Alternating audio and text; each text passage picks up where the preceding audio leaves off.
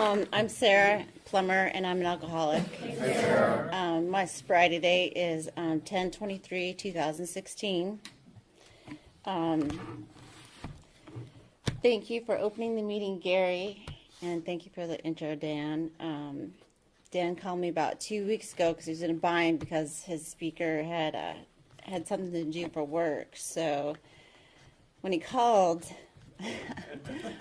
I was like, no, I'm not ready to do that. But, Dan and Steve Moore play such a key role in why I'm here tonight that I really couldn't say no. And that's just what I've learned in Alcoholics Anonymous, that you give back what was so freely given to you. And I'm truly grateful for them coming up to detox that one night. And I was scared to death when I first came here. So welcome any newcomers. Like, you're in a great place. I know exactly how nerve-wracking it can be. Anyone, to pick up that first white chip takes a lot of courage. It takes a lot of courage to pick up your second white chip. I was not a one-chip wonder like some people. Like all things in life, I've had to learn things the hard way. But to get in with my story, I guess I'm supposed to tell you what it was like, or what happened and how my life is now. So I was born in Ohio, one of 5 children. I have 2 brothers and 2 sisters. 3 are from my dad's first marriage. So when I was 3, my dad got a job offer to move to Alaska. And, I just, I was 3, so I didn't really understand what was going on. But so he took me and my closest sibling, my sister, with us. And the 3 other kids were, his first wife had custody, so they stayed back in Ohio. And we moved up to Alaska, and I had a great childhood. Nothing happened to me. My parents were great. I wouldn't call my family normal or traditional, but each one of them has played a tremendous role in my growing up. My mom and dad, my dad was an alcoholic. My mom was very, very religious, and she spent a lot of time avoiding my dad, which meant avoiding me and my sister. So we moved up to Alaska, and we moved into this little apartment, and it was right by this church. And my mom got really, really involved with the church. And so she enrolled us in this private school when we first started school, and we were very closed off to the real world. Like, if you can't be closed off enough in Alaska, we were in this church environment. We were very closed off to what happens in the real world. So I went there for about 6 years, and my dad wouldn't go to church, so they told my mom that unless my dad went to church, that we could not go to school there anymore. So we got enrolled in public school, and wow, that was a game changer for me. Like, I'm used to wearing tights and this little school outfit every day. I mean, I remember my dad taking us school shopping for regular clothes that people wear at the public schools. So, but I got thrown into public school in 7th grade, and it was like, I didn't know anything. I didn't have an education. I guess then I really didn't know my dad was an alcoholic, but I knew he drank. I did not know anything about drugs or sex, anything about, I was clueless. So I started junior high in public school, and, just trying to find my way, and, my first year in junior high, kind of got in with a kind of a tough crowd, I guess, because they're the most accepting, really, of, scared little me. And So I got introduced to a lot of things that first year, and I didn't know what I was doing. I mean, I remember I had in-school detention because I was hanging with these horrible people, but this guy gave me this little tab, and he's like, "Hey, just take this, and you'll be good." And I was like, I didn't know it was acid. So I had to sit in school detention, which you have to sit in a room for the entire school day, and you can't even do your homework. You just have to sit there and not speak. And I'm tripping out on acid, and I have no idea what it is. So that was my first experience with drugs. But back in Alaska, there was not a whole lot to do. We lived way up on a mountain, and the only thing that we really had was a bowling alley, and it had an arcade in it. And my dad would drop me and my sister off, and we would hang out there during the day, and he'd come pick us up at night. And so we were just kind of left to fend for ourselves all day. And so I remember my first drink. My first drink, I think actually my dad gave me some bourbon when I was sick once, mixed with honey. But I remember my first real drink was going out back behind the bowling alley with a bunch of people, and they had a fifth of R&R. And I guess that's whiskey. I don't even know what it is. I don't think they make it anymore. But so I chugged that, and of course got super drunk. But I don't know. I made it home. My dad came picked us up. We went home, and like I said, my mom was still really involved with this church, so she was gone a lot. So we were left unsupervised, and my dad worked a night shift. He worked 4 to 12. He would come home, and he loved to read, which is something that we share and enjoy. And I'll have to tell you this right now, I was a complete daddy's girl. Like, I loved him, and I could get away with anything. I think that's I could learn how to manipulate people in my life was through my dad. But he would come home, and he would drink, and then he would sleep, but he always showed up for my stuff. I don't have really any childhood memories of my mom. She was there, she was present, but she always would go off on these. She spent her whole marriage avoiding my dad. So of course that meant avoiding us. So we were left alone to our own devices because my dad would sleep during the day. And then he would leave at 4, and so we had 4 to midnight to do what we wanted, and that's not a good thing sometimes. So I got to high school and kind of fell into a better crowd, not doing drugs, but we're drinking on occasion. I liked it. It wasn't something I fell completely in love with at first, but that's what we did on the weekends, and it was fun.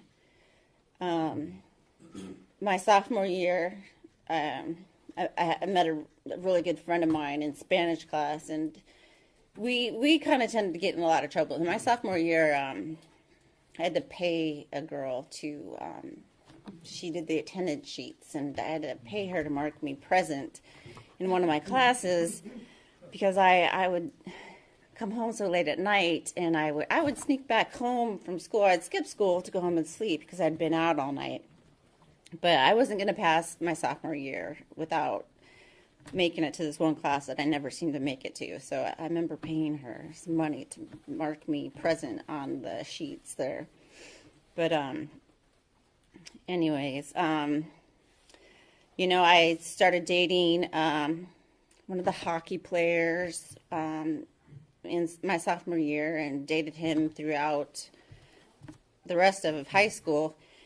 And that's just something you do in Alaska. Like, you just drink and party on the weekends. I made myself my own little fake ID with a pencil. I mean, we're talking about rural Alaska. So, I just kind of took a razor blade and did the numbers out and put my year in. And I was like the designated alcohol getter. And I would go in there with this big wad of cash and a big list of what I needed. And so I'd walk out with like cases and cases of beer. And we'd go down to a river or someplace in someone's house, usually mine, because I had till midnight before my dad got home, and we would drink, and it was just kind of fun.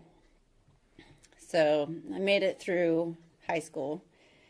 Didn't get into too much trouble. Got into a little bit, but not anything. I got caught stealing cigarettes, I think, once, and my dad was like, I remember him coming to pick me up, and he's like, "Sir, well, you just asked me, I would have bought them for you." I'm like, but I didn't get into a whole lot of trouble. Started college, and I had my 4 classes. I wasn't sure what I wanted to be. I was wanting to kind of be, just ironic, a psychiatrist or something in the dental field. But so I met my first husband in psychology class. So that was my second class in college. I had speech class, and then I had psychology, and then math, and I can't remember what the fourth one was. I never went to any of those, so I don't really remember. Me and him would leave, and we'd go have fun. He was a little bit older than me, so I think he was 21 at the time, and he liked to drink. And that's mainly what we did together. I think that at that point he had a problem. He got a couple DUIs one summer, and stopped drinking for a little bit, but that didn't really faze me. I didn't think, wow, got 2 DUIs. That's not a problem, But anyways, like I was like head over heels for this guy. He would disappear. He would go say he was in places, and it really wasn't. He wasn't a great boyfriend, but I was completely smitten. So whatever. Justin Jones was his name, and I was so in love with him. So we started dating off and on, and like I said, he was a really big drinker. Like, he drank a lot, and I didn't mind. I had a job at the time. I was working in a dental office. I was kind of thinking I wanted to be a dental hygienist, so I got a really good job in a dental office. So I would kind of control my drinking. I didn't like going to work hungover. But, when the weekend got there, the party, that's when it was on. And so he pretty much drank every night. And then we got married. We were young. And I think I was about 19 when we got married. And like I said, he was drinking every night. He was starting his own business. So he just... I remember one day he told me he was going out to get fireworks, and I didn't see him for a whole week. But I just kept taking him back, and then I got pregnant, which was kind of unexpected. Wasn't planned, but I got pregnant, and I thought, this will change Justin. Like, he's gonna have a family now. He won't. Maybe he won't cheat on me. Maybe he won't drink so much. But, so it just got worse from there. And I couldn't trust him with my son.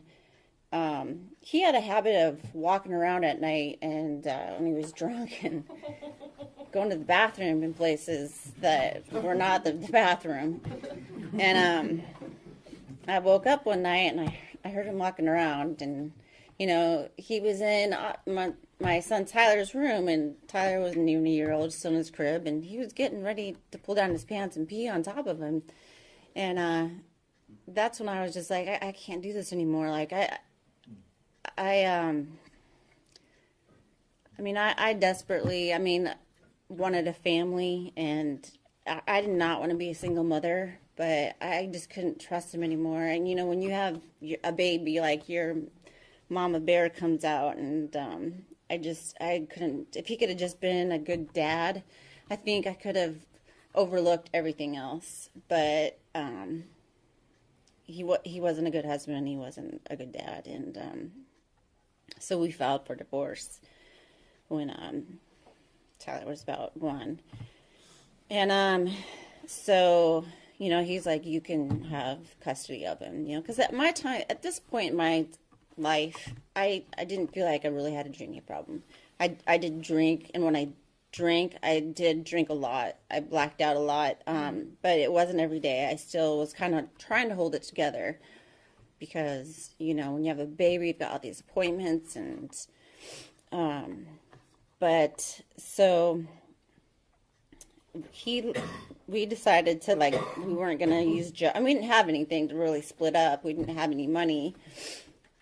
So we were just going to do amicably. He was going to give me 100% of custody, or 90%, maybe see him every once in a while. But once he found out he was going to have to pay me so much money, he was like, well, let's do, 50-50 custody. So we tried that for a while, and I forgot to leave out the part that I hate Alaska. Like, I knew when I was done with high school that I was gonna go to college and I was gonna leave. Like, there was nothing about Alaska that appealed to me. It was cold and dark. I didn't like to hunt. I didn't like to fish. And there was nothing to do there but drink. But so I wanted desperately to move away to someplace warm. But he kind of like got in the way of that.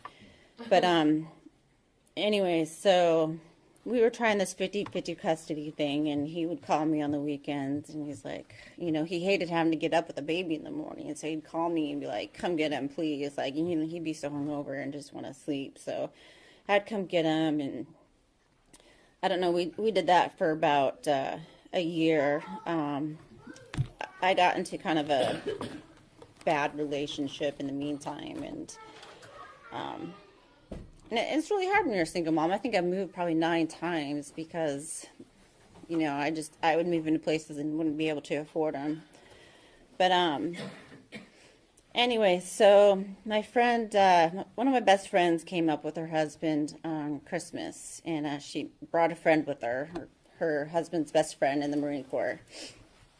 And I was like in a horrible relationship. I hated Justin. I hated this whole cause. I hated having to even bring Tyler to him. I remember going to pick Tyler up. That's my son, by the way, at his house, and he said, you might get a phone call. And I was like, why? And he's like, well, I passed out in the backyard, and the neighbor brought him home. I'm like, we live in rural Alaska. Like, he could have got lost in the woods and gotten eaten by a bear. I mean, I was like, I couldn't even believe he told me, because I took that car seat and I threw it at him, and I was like, I cannot believe you just told me that. Like, he passed out, and some neighbor brought him home, was walking down the street, and so I was just sick of my life. I hated it. I just wanted. It was a change. My drinking had started to increase at that point. I probably was drinking every day. I was still able to make it to work. I did have a good job. But anyway, so my friends bring over this guy, and I'm like crying. It's New Year's Eve, and I just found out some guy had lied to me, and my life is horrible. I'm a single mom. Like, woe is me. I was a mess. I was drunk and a mess. Like, when I got drunk, I would cry and cry and cry. And so we became friends. He lived in Virginia Beach at the time, and I think he felt so bad for me. He was just this poor girl. His goal in life was going to retire from the Marine Corps and not get in any relationships, and he wanted to travel the world in an RV. Like, it's no plan whatsoever for a girl to interfere with that. And anyways, he started to write me letters, and he sent me a ticket to go out to Virginia Beach for the Marine Corps ball, and no strings attached, like just friends, because I was so not interested in any sort of relationship. But so I went out to Virginia Beach, and we had a lot of fun, and we talked, and I got to know him a little better. And went home and just kind of thought about things. And then 9/11 happened, and he got sent to San Diego to Camp Pendleton, and he was in forced recon, so he immediately got deployed. But he asked me if I wanted to come to California, and I was like, heck yeah. San Diego, and leave this place, like this mess of my life. And I asked my son's father, would you mind, like, if I left with your son? He's like, no problem. Of course he didn't want us around. So I moved to San Diego, and I hated it for about the first year because I grew up in Alaska, and I didn't really miss Alaska. I missed my friends and my family, and he was gone all the time. And but I met a really good friend there. She liked, I didn't have a job at first, so I kind of started to drink during the day and stuff, and I met one of my girlfriends. She's like my best friend ever, still to this day. Her name is Sara, too. But she, we would take our kids to the pool and swim and drink, and I remember we went out one night, and we were at a bar, and this is like the very first time I'd ever gone out with her and this other girl. And we were at a bar, and we were dancing on this table, and I fell off. And I flew over a counter and into a bunch of glass and bottles along the way. And I was completely cut up. I broke my foot. I have scars all over my left arm here from that night. But so I spent the night in the ER, and she called Brian. She barely knew Brian. She's like, Sarah's kind of been in a little accident, and you might want to come get her. And so the next night when I got home, I went over to her house, just kind of tell her everything that had happened. And I was like, hey, do you want one of my Vicodin? And she's like, oh my God, we're going to be best friends forever.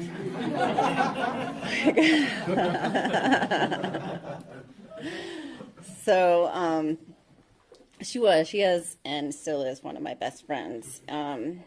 So anyways, Brian came and gave me an ultimatum. He was leaving a lot, going over, this is when they were invading Fallujah right after 9/11 happened, so he was gone a lot, and he kind of gave me an ultimatum, like, hey, they don't take care of girlfriends and, their kids if something happens to me over there. So, he kind of suggested, or I don't know if he suggested, but he wanted to get married.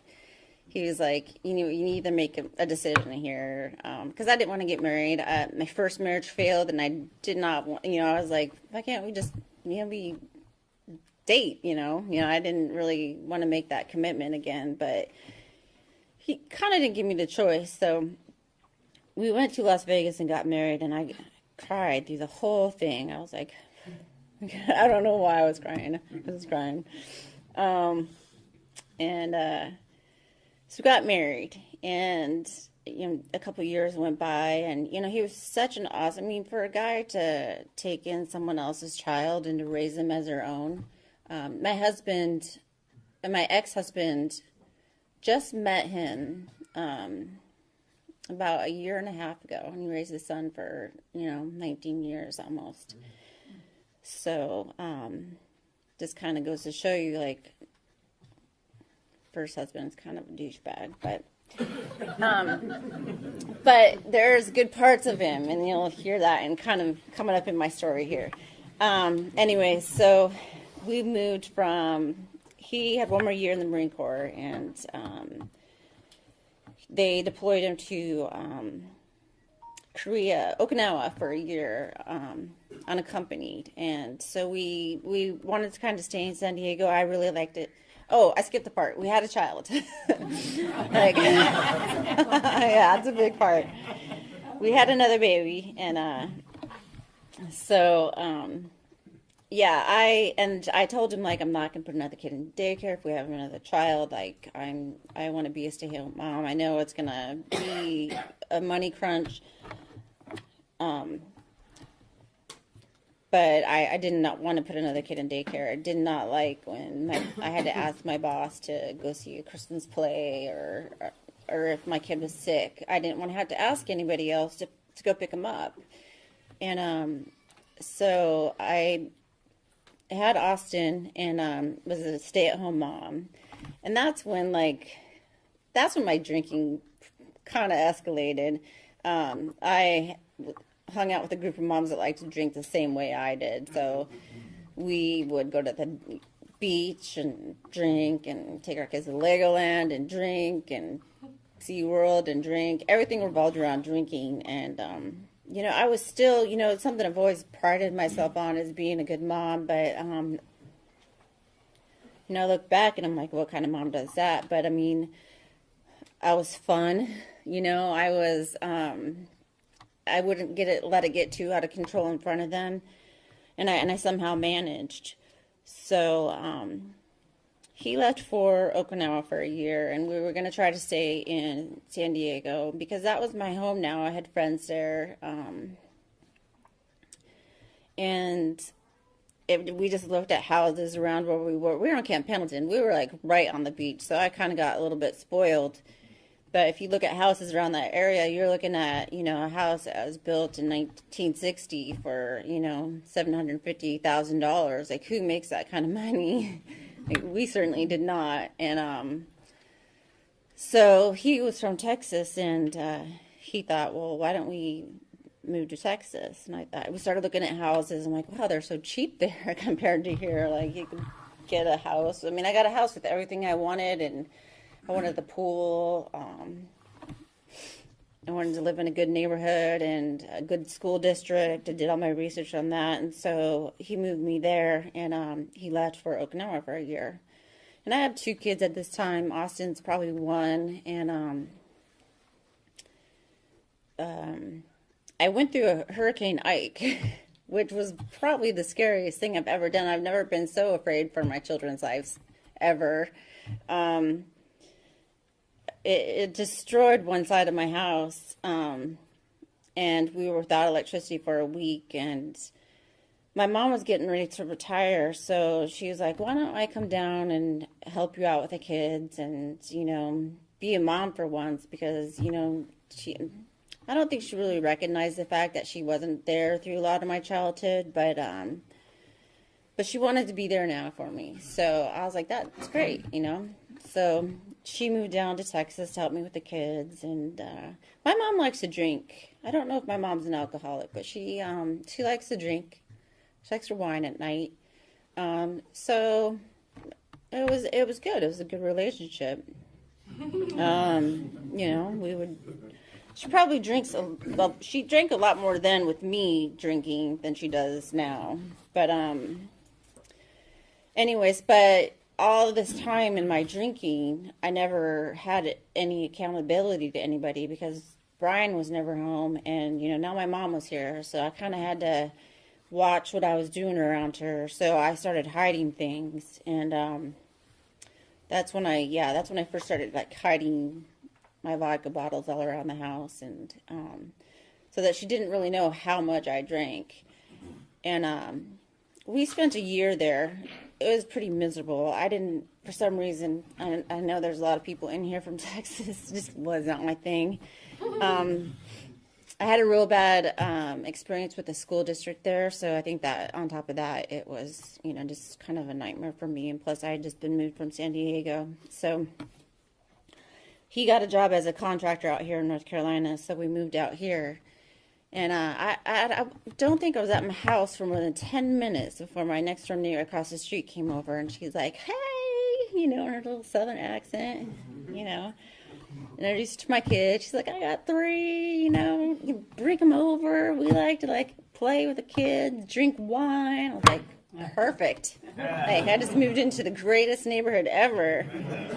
And that's what we did. We drank every day. We would have play dates with our kids, and the moms would just get drunk, and I was having trouble, like, as big of a drinker as I was having trouble keeping up with these girls, you know? And you know, they seemed to have such these perfect lives. Like, they would get their kids up for school, and they'd be at the gym in the morning, and, you know, didn't seem like I felt.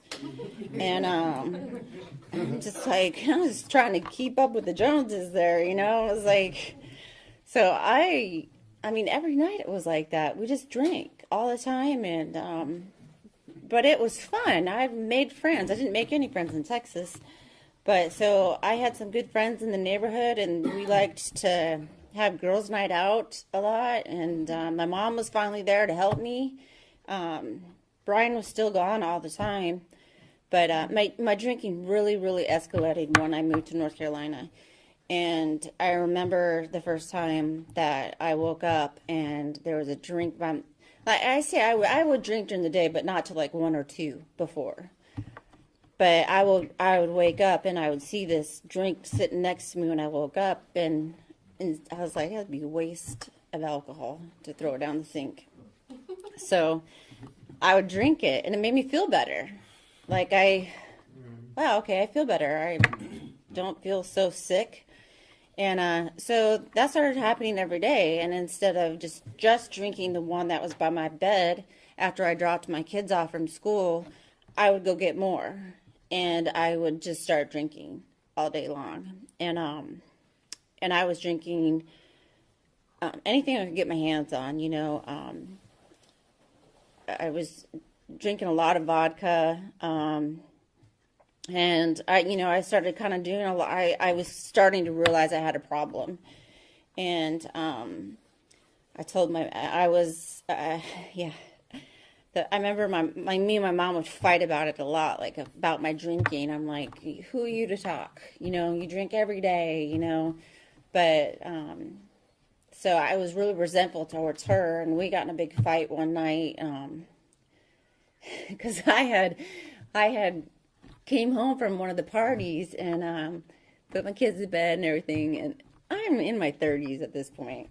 I sneak out of my own house to go back to the party, and I get home, and she's like, where the hell were you? And I said, oh, I was down so-and-so's. I called her. You weren't there or whatever. And I'm like, crap, you know, and we got in a big fight, and I'm like, you know, at this point, I was starting to get a little bit depressed about my drinking, and, you know, we got in a fight. I was really drunk, and I told her, like, I'm just going to kill myself. And in North Carolina, they take that kind of seriously. I didn't realize that. She called the police on me, and the next morning I woke up, and I'd never heard of detox or the psych ward or the behavioral ward or whatever. But I woke up, and I woke up in this hospital. I'm like, what the hell am I doing here? And I hear my name, Sarah Plummer, Sarah Plummer, Sarah Plummer. I'm like on the intercom. I'm like, you know, just come get my breakfast. And I'm like, this is a hospital. Don't they bring the food to you? Like, that's always how it's worked for me. And so I finally went out there, and I'm like in my little robe, and I'm like, where the fuck am I? Oops, sorry. But so I get out there, and you know, I'm in the detox psychiatric ward, whatever you want to call it, and I'm like, and they wouldn't let me leave. And I was like, I got a choice here. Like, I can leave if I don't want to be here. And they're like, no, you have to stay for at least 72 hours. So anyways, I got out of there, and I was really mad at my mom then. And how am I doing on time here? I gotta wrap this up. Anyways, there's a lot more. But anyway, so I got out, and I finally decided I need to go to treatment. And I went to treatment in Wilmington. And that was kind of a joke. I felt like I was back in college. I never, if they gave me a big book, I don't remember. I got hooked up with a bunch of people that were just like me. I thought that was really cool. And, you know, we had this big plan on, you know, what we were going to do when we get out of treatment. We're going to be sober, get jobs, you know. I was like, I think I'm going to leave my husband, you know.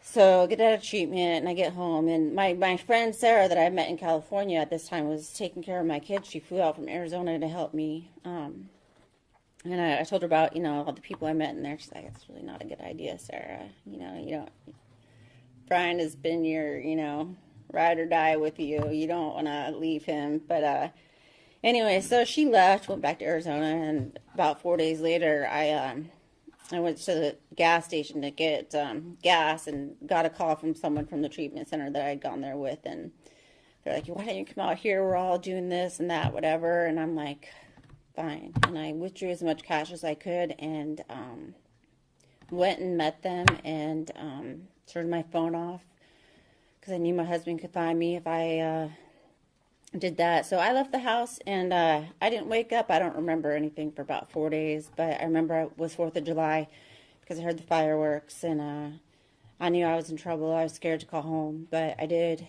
And they just said, no, we don't care where you are. Just please come home. And I didn't know where I was, so I didn't know how to get home. But anyways, finally made it back home. And needless to say, that was a pretty reckless summer. I got home one day, and it looked like things had been packed.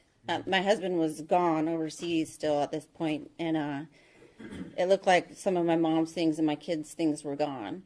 And I was calling. No one had answered my phone calls at this point. Everybody kind of written me off at this point because I was doing some pretty reckless things that summer, things I'm not proud of at all. But anyways, finally got a hold of someone, and they said, Jared, my sister said, you're not allowed here. You're not allowed in my house. You're not allowed in the state of Alaska. And I was like, who died and made you Sarah Palin all of a sudden?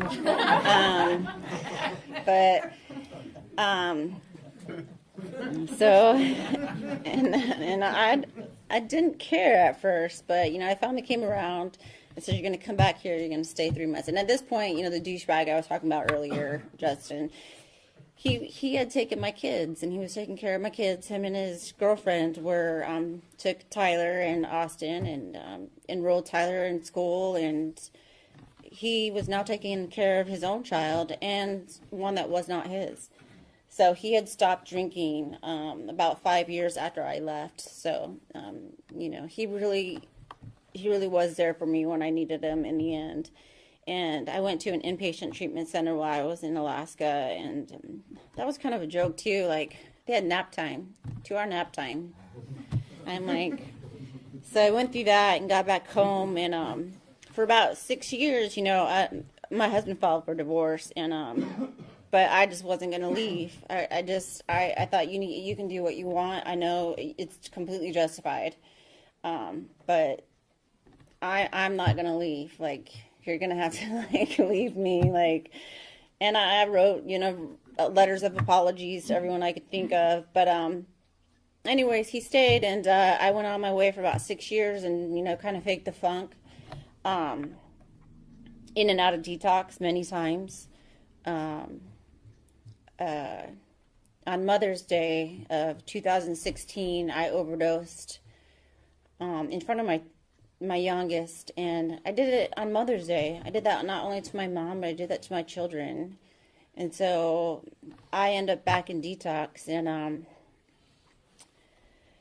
I remember being up there, and I was just...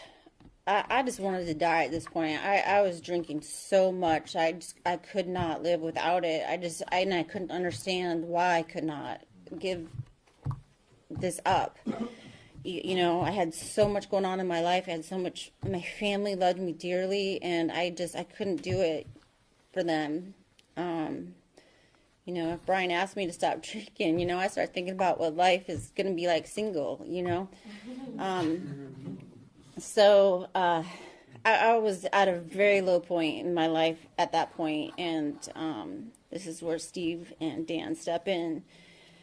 I was up in detox, and they brought in an AA meeting, and there was, of course in detox they have all sorts of meetings and whatnot, but their stories and what they said really spoke to me and gave me a little bit of hope.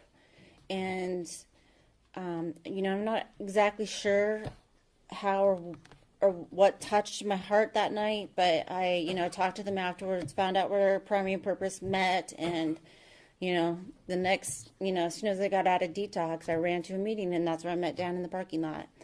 And then, we went up, found Steve. Steve sat me down with a group of girls and got a couple phone numbers. And I thought, well, I was so nervous. I could have died.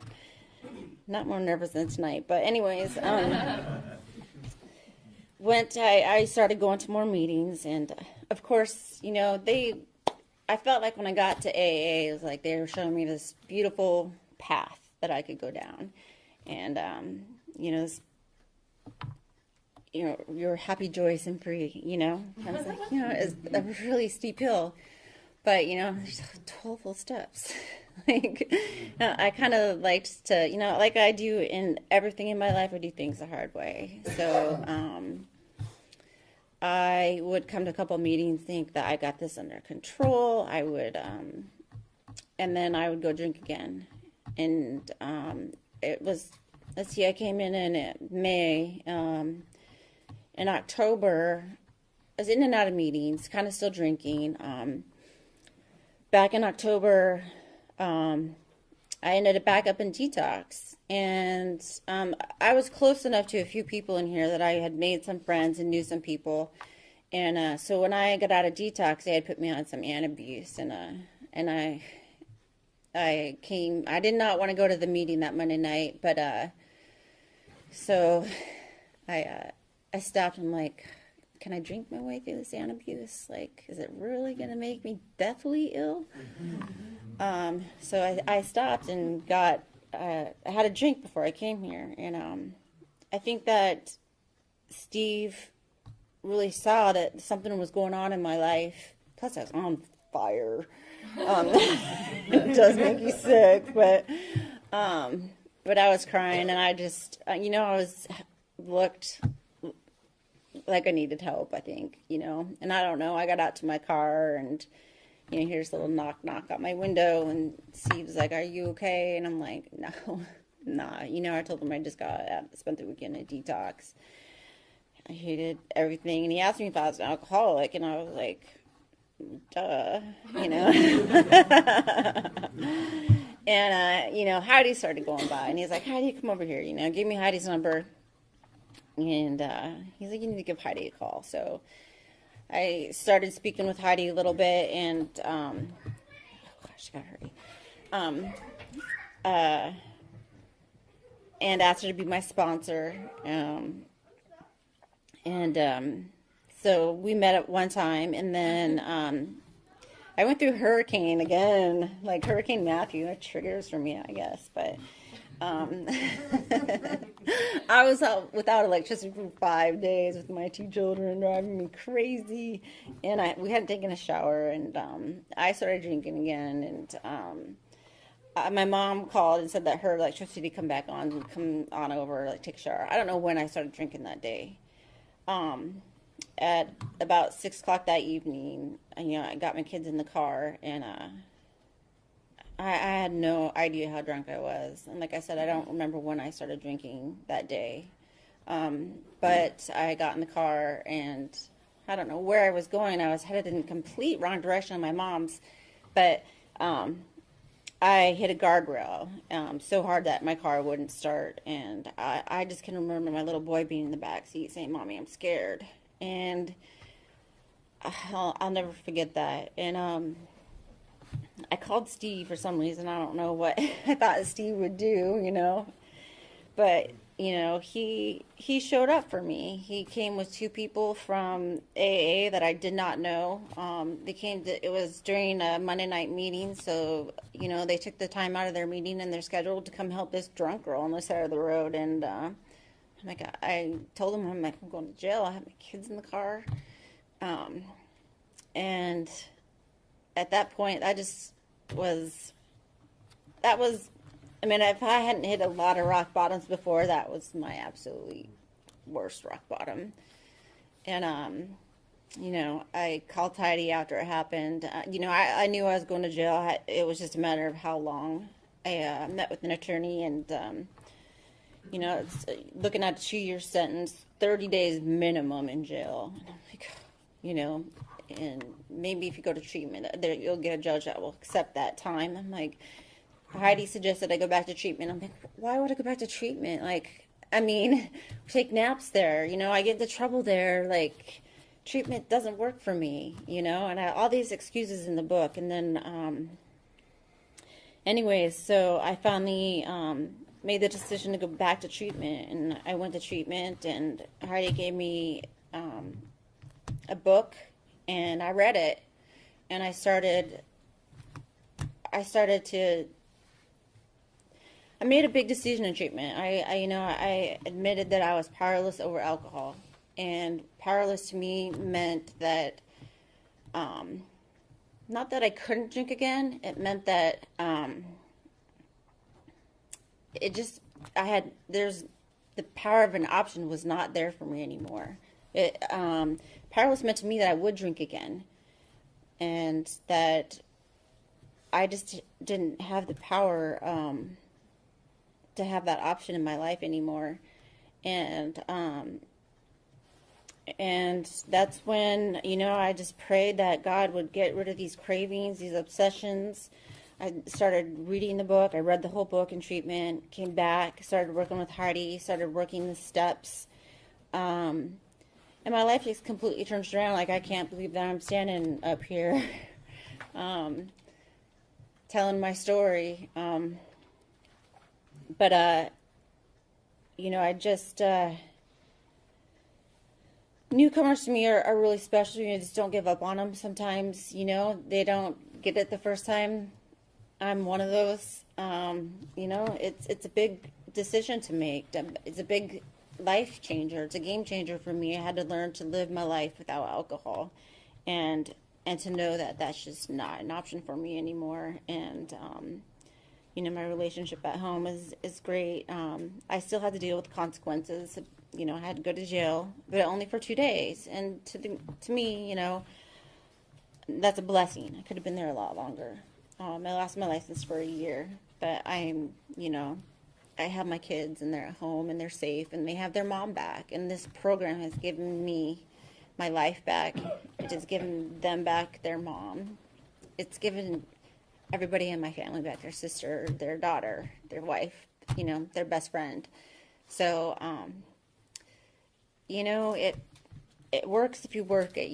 We say that at the end for a reason, and, if you're blessed enough to be given the gift that I've been given, give it back to somebody. That's what it's all about.